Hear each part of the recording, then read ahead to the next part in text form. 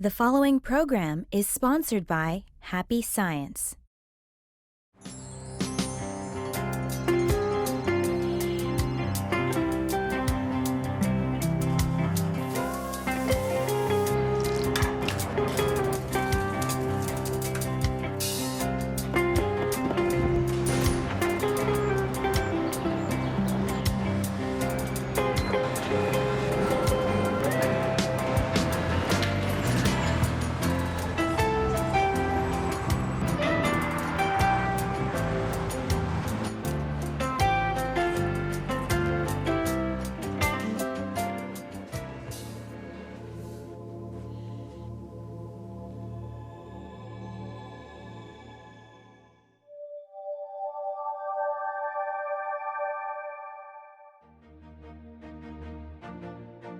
Hello, and thank you for accepting our invitation to happiness.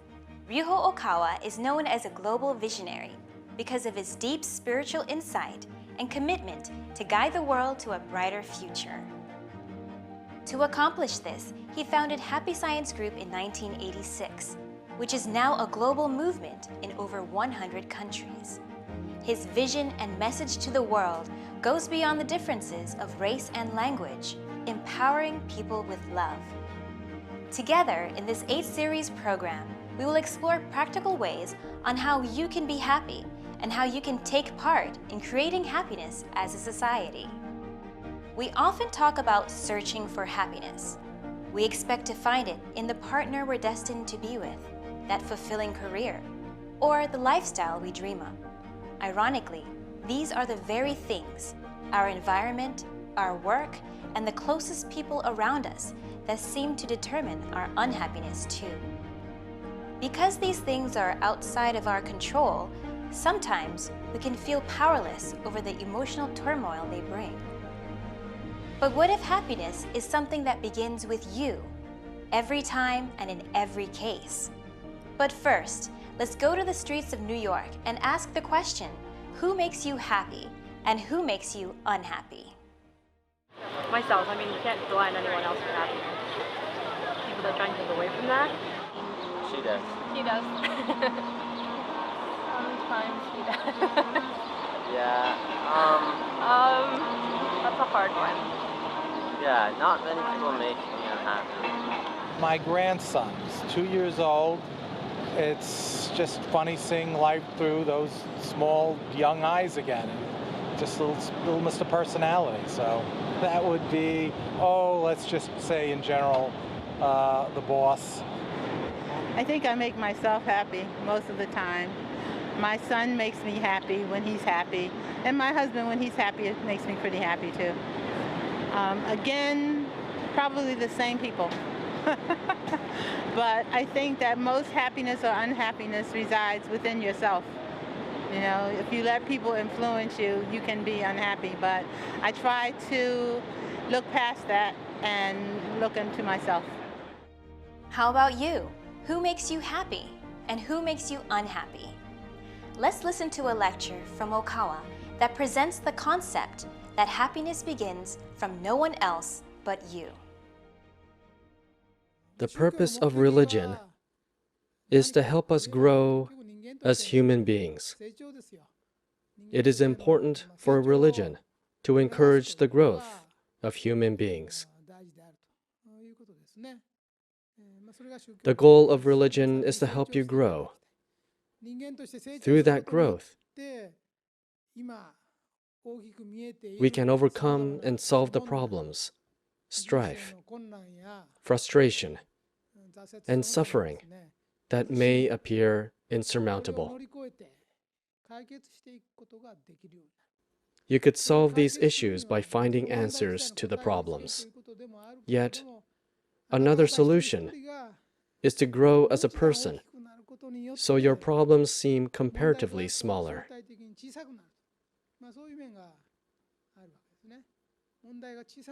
No one in this world is completely free of suffering. Everyone has at least one problem in his or her life. However, although everybody has problems, each person will deal with their problems differently. In short, all people are troubled by relatively small problems. They are troubled by problems that seem almost insignificant compared to other bigger problems in society.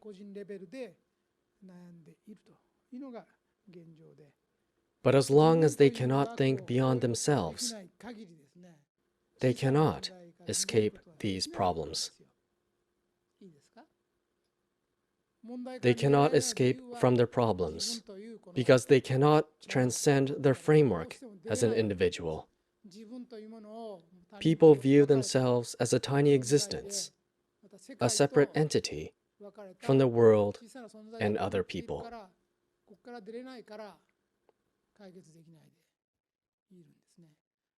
We must overcome this perspective and learn to think beyond our individual self. But how could we accomplish that? First of all, why can't we think beyond our individual self? Why do we only see ourselves as separate individuals? It is because we often set limits to ourselves. This limitation comes from an egocentric, self-centered mentality. If I say it negatively, it could be called self-preservation. This tendency can also be seen in animals.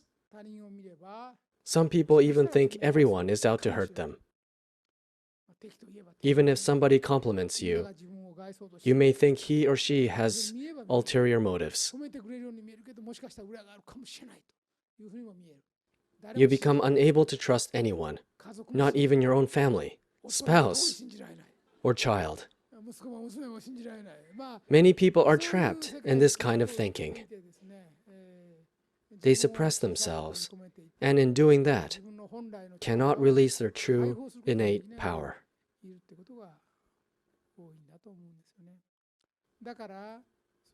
So, it is important to realize that self-centeredness magnifies the problem and stops you from taking action.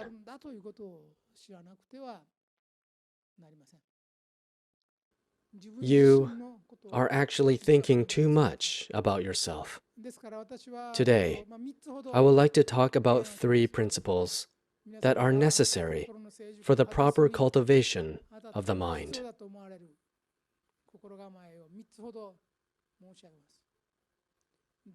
The first is to spend less time thinking about yourself and your feelings. Will this hurt me? Will this be good or bad for me? What about me? Who is the subject of those sentences? It's always about you.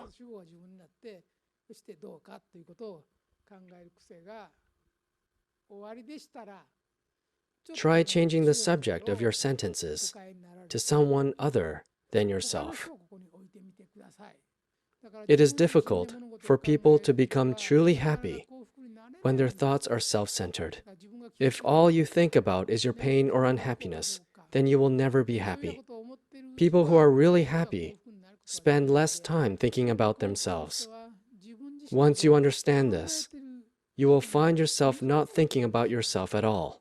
So firstly, if you have a tendency to think egocentrically, please change yourself to think about others more.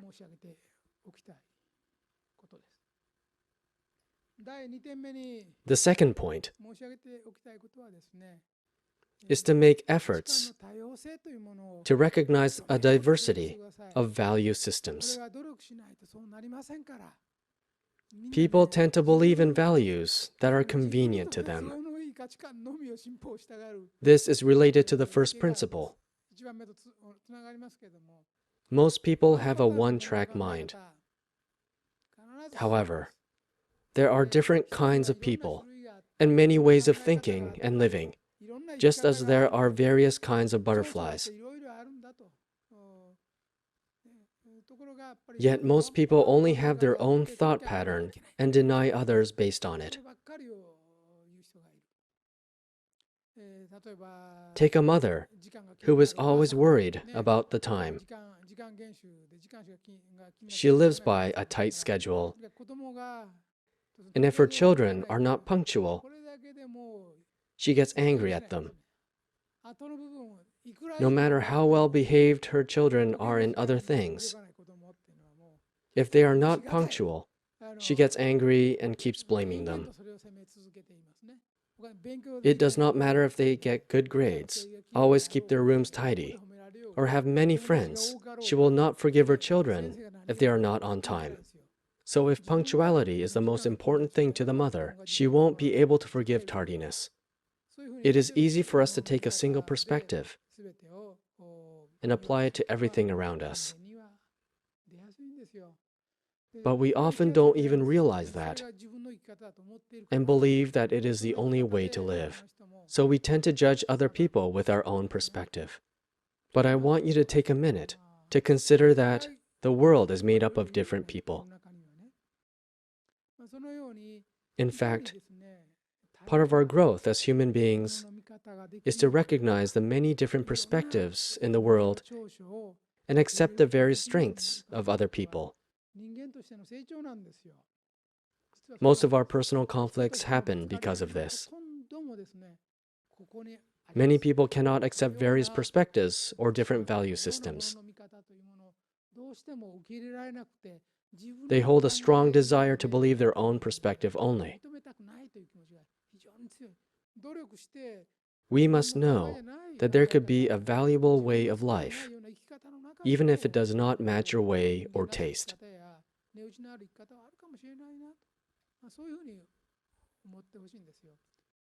Your strengths that you were proud of or that encouraged you before could turn into the reason you scorn others who do not have them.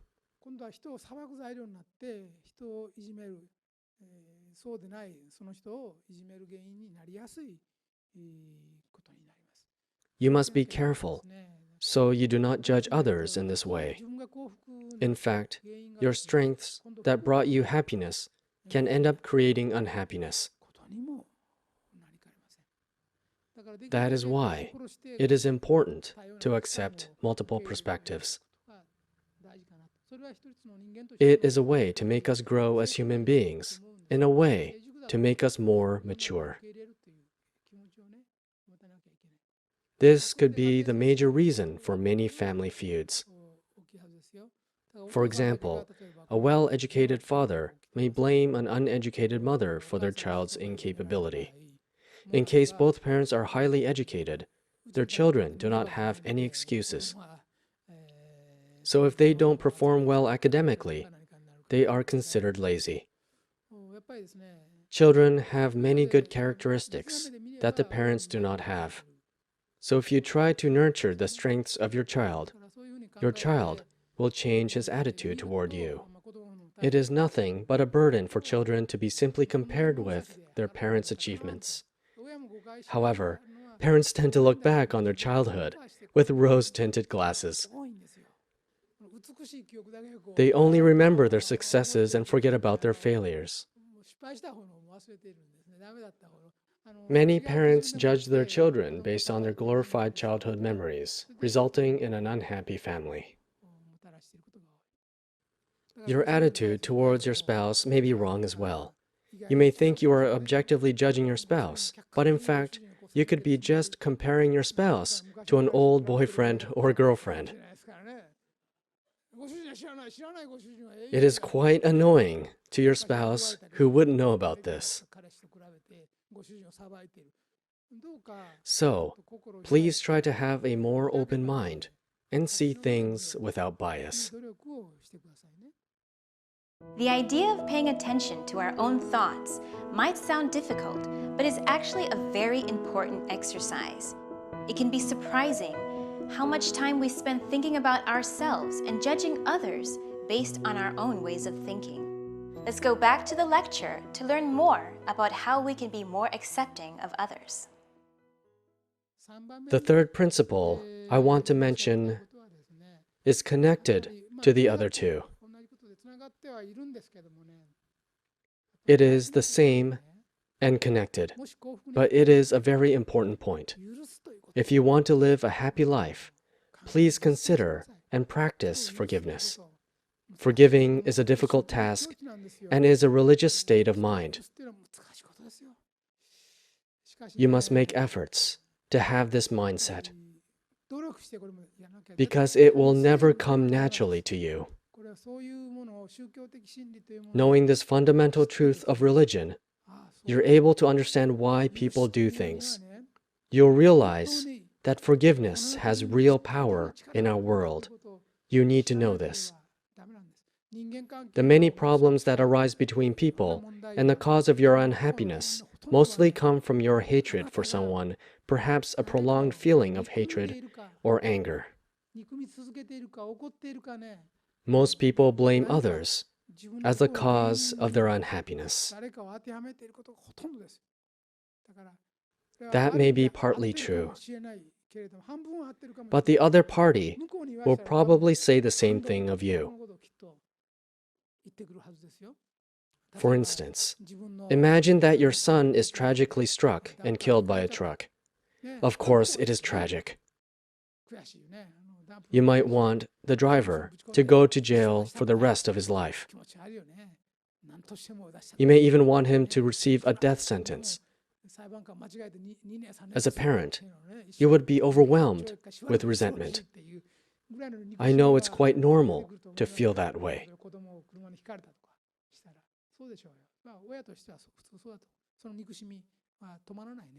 But that resentment will never bring you any sort of happiness. You're wishing ill of the truck driver and maybe even wishing him to die, just as your son had. As regrettable as it was to lose your son, you are now allowing the darkness to consume you. However, if you think about it, the truck driver might be a young man himself. He may have been working under strenuous conditions, so accidents like these can occur. It may not be entirely his fault. He may have a family as well. Perhaps he had lived in unfortunate circumstances. But these thoughts do not even cross your mind. Your heart rages with unending anger. That is why you must learn to forgive. Nothing goes exactly the way you want it to in this world. You must be prepared to forgive. You need to know when to forgive, when to stop arguing and blaming, and realize that doing so won't make you happy. Others are suffering too. You need to forgive others at some point in your life. The same applies to issues between men and women. Perhaps a woman resents men, is afraid of them, or does not trust them. Even if she does meet a man who is different from the other men she has known, she may see him in the way and dismiss him. She may see him in the same way and dismiss him. That will make it difficult for her to find new love. The same goes for men. A man might be afraid of women due to repeated rejections. Whenever he sees a woman he is attracted to, he would keep away from her in fear of rejection. Men are weak. This is really true. Preconceptions will get the best of you if you let them. That is why we need to forgive. Forgive people who you think did you wrong. If anyone here resents someone or holds a grudge against someone, you need to forgive and keep forgiving. Someone may have attacked you, insulted you, embarrassed you, or slandered your name at some point in your life. They may have tormented you, but remembering those forever won't make you happy. That is why it is best to forget about them and remember the good things those same people have done instead.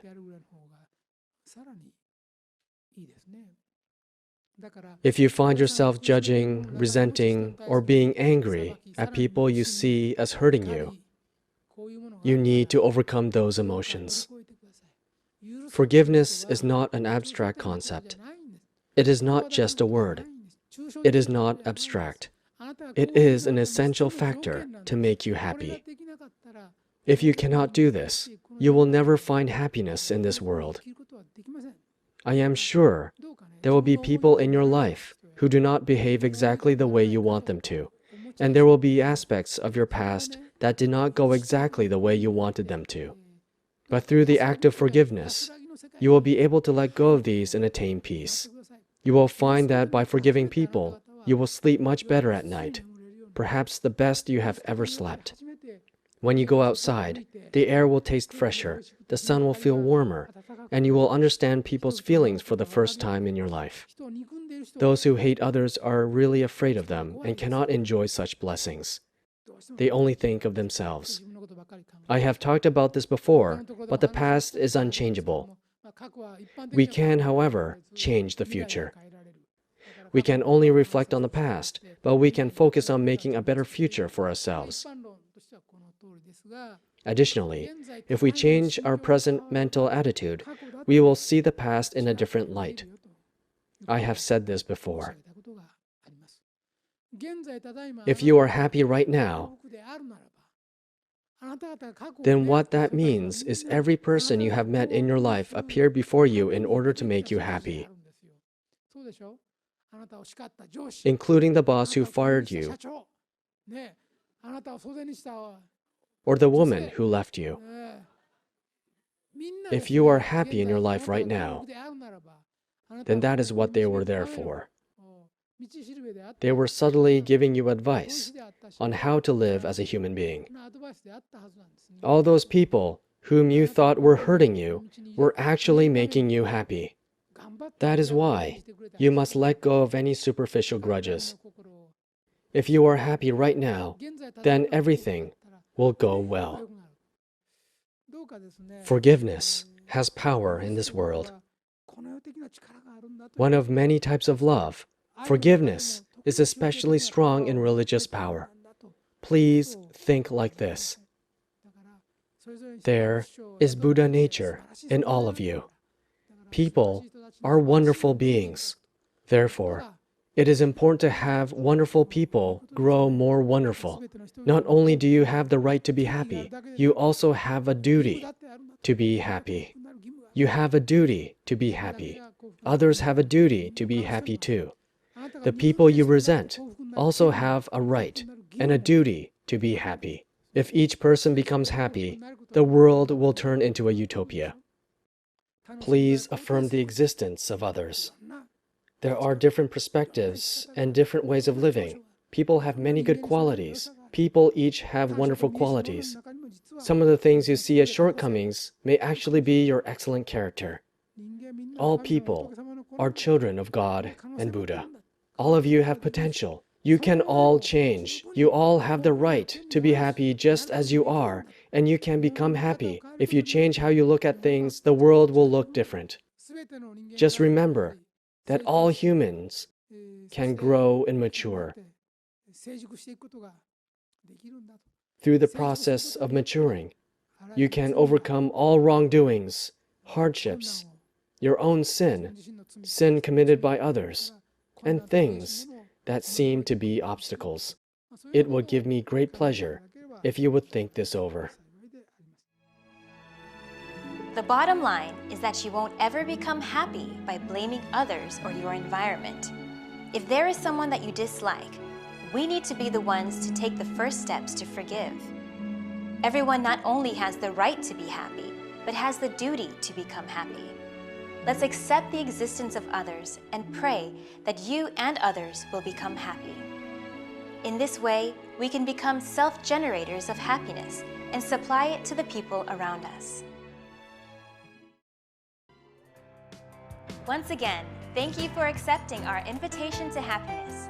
And join us next week where we will be exploring the topic of building your future, the formula for making dreams come true. See you next time.